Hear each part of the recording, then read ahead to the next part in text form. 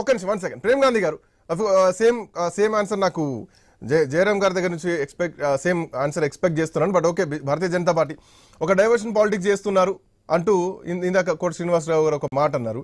Diversion politics అంటే గత కొద్ది రోజులుగా రైతు రుణమాఫీ తర్వాత నుంచి రుణమాఫీ పూర్తి స్థాయిలో జరగలేదు అన్నది ప్రభుత్వం నుంచి వచ్చింది.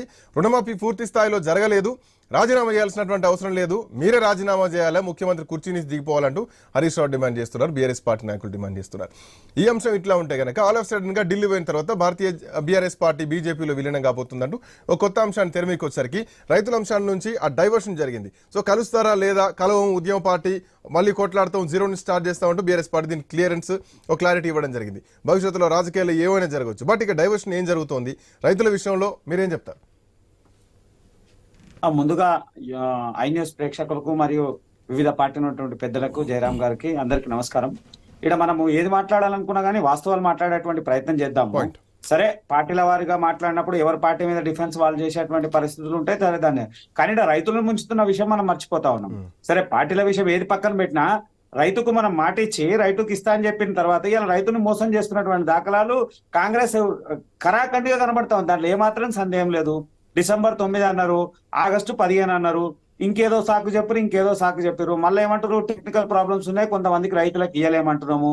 అలా కొంతమందికి ఏమో డబ్బులు పడ్డట్టు చూపిస్తుంది కానీ బ్యాంకులో లేని పరిస్థితులు ఉన్నాయి. అంటే అసలు ప్రభుత్వ యంత్రాంగం ఏం పని చేస్తా ఉంది? రైతుల పట్ల ఇంత నిర్లక్ష్యం అవసరం ఏముందో మాకు అర్థం కాలే. మొదటి నుంచి కూడా భారతీయ జనతా పార్టీ రైతుల పక్షాన క్లియర్ గా కనుక ఎన్నో సందర్భాల్లో మాట్లాడే దాఖలాలు ఉన్నాయి. ఎందుకు ఆగస్టు 9 అనే ఆగస్టు 15 తారీఖు అన్నాడు? ఆగస్టు 15 తారీఖు డెడ్ లైన్ పెట్టినప్పుడు ఆ డెడ్ లైన్ లోపు చేయాల్సినటువంటి బాధ్యత ముఖ్యమంత్రిగా ఉన్నటువంటి ప్రభుత్వం నుంచి ఉన్నటువంటి ముఖ్యమంత్రి బాధ్యత. ముఖ్యమంత్రి మాట ఇచ్చి మాట తప్పినా ఇక సామాన్యుడు ఏం చేస్తాడు? అరే, ఎవరు మాట్లాడుతున్నారు, ఏం మాట్లాడుతున్నారు అనే కనీస ఇంగిత జ్ఞానం అని ఉండాలి. ఆ సంబంధిత శాఖ మంత్రి కూడా ఒక తీరు మాట్లాడతాడు, ముఖ్యమంత్రి ఒక టైప్ మాట్లాడతాడు, వాళ్ళ మంత్రులు ఇంకోటి మాట్లాడతారు.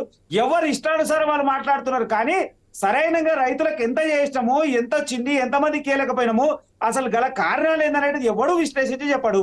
ఏంటంటే ఇక్కడ ఒక్కరా నలుగురు మంత్రులు వాళ్ళకే తెలవాలి. మంత్రులు అట్లనే చలామణి అవుతారు, ముఖ్యమంత్రి అట్లనే చలామణి అవుతాడు. భారతీయ జనతా పార్టీ చాలా సందర్భాల్లో చెప్పింది, కాంగ్రెస్ పార్టీ కాలయాపన. ఎప్పుడైనా వీళ్ళు కమిటీలు వేస్తారు, కాలయాపన చేస్తారు, ఇంకోటి తీసుకొని వస్తారు, కాలయాపన చేస్తారు.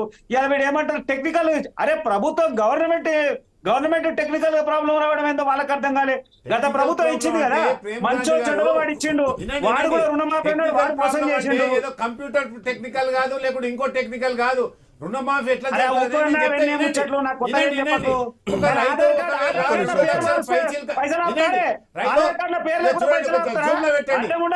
మేము విడుదల చేసిన ఫార్మేట్ వినండి ప్రేమ్ గాంధీ గారు, వినాలి, మీరు వినాలి. మేము విడుదల చేసిన ఫార్మేట్ మండల స్థాయి నుంచి మొదలుకుంటే చీఫ్ సెక్రటరీ వరకు ఈ యొక్క అప్లికేషన్ దొరుకుతుంది. ఈ రాష్ట్రంలో ఎవరైనా రైతులకు రుణమాఫీ జరగకపోతే ఈ అప్లికేషన్ రాసి మండల ఆఫీసర్కి ఇస్తే, లేకుంటే వ్యవసాయ శాఖ అధికారికి ఇస్తే తక్షణమే దాన్ని ఆన్లైన్ లో పెట్టి ట్రాన్స్పరెంట్ గా అకౌంటబుల్ గా ఉన్న ప్రభుత్వం ఖచ్చితంగా మీకు ఇస్తారని సందర్భంగా చెప్పదలుచుకున్నాను. ఒక నిమిషం, అంటే కాపీ మీ దగ్గర డాటా ఉంటుంది కదా, Just pay $2.99